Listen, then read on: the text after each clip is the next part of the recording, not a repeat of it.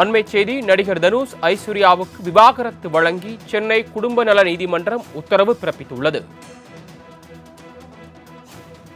கூடுதல் விவரங்களை செய்தியாளர் கிருஷ்ணா வழங்க கேட்கலாம். கிருஷ்ணா, விரிவான விவரங்கள். வணக்கம். நடிகர் தனுஷ் மற்றும் ஐஸ்வர்யா ரஜினிகாந்த் ஆகியோர் விவாகரத்து கோரிய வழக்கில் தற்போது இருவருக்குமே விவாகரத்து வழங்கி சென்னை குடும்ப நல நீதிமன்றம் உத்தரவு ஒன்றை பிறப்பித்திருக்கிறது. நடிகர் ரஜினிகாந்தின் மூத்த மகள் ஐஸ்வர்யாவுக்கும் இயக்குனர் கஸ்தூரி ராஜா இன்னும் இளைய மகன் நடிகர் தனுஷுக்கும் இருவீட்டா சம்மதத்துடன் கடந்த 2004ஆம் ஆண்டு 18ஆம் தேதி சென்னையில் திருமணம் நடந்தது. 2022ஆம் ஆண்டு இருவருமே தங்களது ட்விட்டர் பக்கத்தில் தாங்கள் பிரிந்து விட்டதாக ஒரு பதிவை பதிவிட்டிருந்தார்கள்.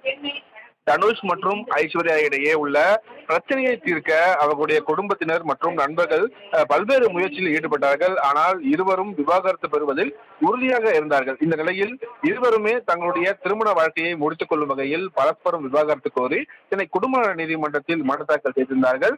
அதில் 2004ஆம் ஆண்டு நடைபெற்ற தங்களின் திருமணத்தை செல்லாது என அறிவிக்க வேண்டும் என கோரியிருந்தார்கள்.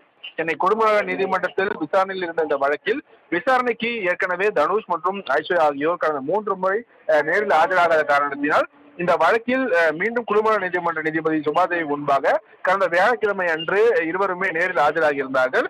அப்போது நடிகர் தனுஷ் தரப்பில் வழக்கறிஞர் கௌதம் ராமன், ஐஸ்வர்யா தரப்பில் வழக்கறிஞர் அறிவுறுத்தினார்கள். மேலும் பின்னர் நடிகர் தனுஷ் ஐஸ்வர்யா இருவருமே வழக்கு தொடர்பாக தனித்தனியாக பேசி முடிவெடுப்பதற்காக நீதிபதி அறிவுறுத்தினார்கள்.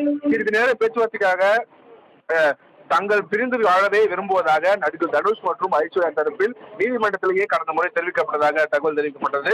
இது பின்னர் இருதரப்பிடமும் கையெழுத்து பெற்ற பின்னாக வழக்கின் விசாரணையை நீதிபதி இந்த தினத்துக்காக தீர்ப்பாக தள்ளி வைக்கப்பட்டிருந்தார். தற்போது இந்த வழக்கில் தீர்ப்பை நீதிபதி சுபாதேவி வழங்கியிருக்கிறார்.